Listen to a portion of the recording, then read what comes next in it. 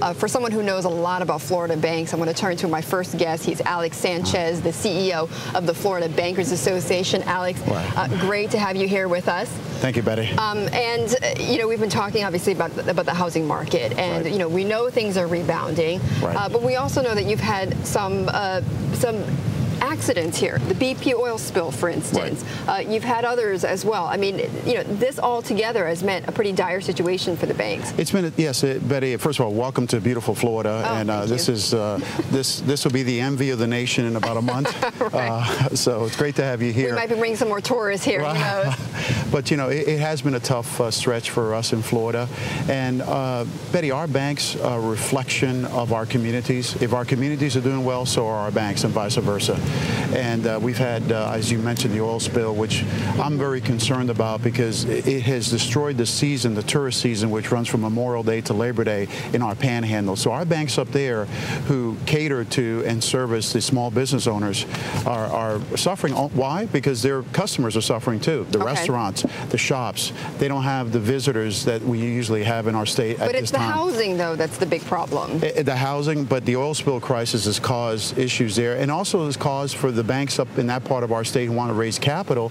It's been, the oil spill crisis threw a wet blanket on the possibilities of raising capital.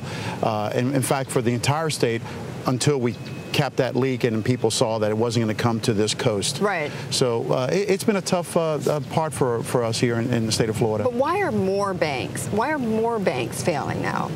Again, no one foresaw, Betty, the 40, 50, 60% drop reductions in prices in our real estate. I mean, I wish we had a crystal ball, as you know, to do that. But they're failing though at a time when sales are actually rising. I know prices are still going down. Right. The sales are rising here, but they're failing. So what's going on there? Well, I mean, and this is where we've talked to our regulators. We've talked to Chairman Bernanke, FDIC Chairman Sheila Bair, about the examination process, because these banks, the loans that they've had on the books from the 06, 07, 08 period when prices dropped drastically, they've had to reserve for that, and it's hit their capital.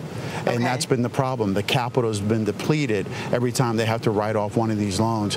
Unemployment in Florida is up, obviously, as it is in the nation. And that's why Washington doesn't get it, Betty. We need to concentrate on the creation of private sector jobs. And when that happens, Florida and the other states will come back. I know Miami, I think it's like an 11.5% unemployment rate or something, which is worse than the national average. But now I know that you've asked the FDIC to exempt or at least to loosen up the rules for capital requirements for Florida banks. But why just Florida though? I mean, if they do it for Florida, they're going to have to do it for every other state. Well, when I wrote that letter, we were having 1 million gallons of petroleum leak out into the Gulf of Mexico, and the graph showed that it would go from Pensacola to Tampa Bay and hit the Gulf Stream, go down to the Keys and up this coast of Florida. So at the time, we thought, my God, we're in a double whammy. Exactly. But the capital requirements, our banks have had to write off those loans. Why? Because their customers haven't been able to pay it back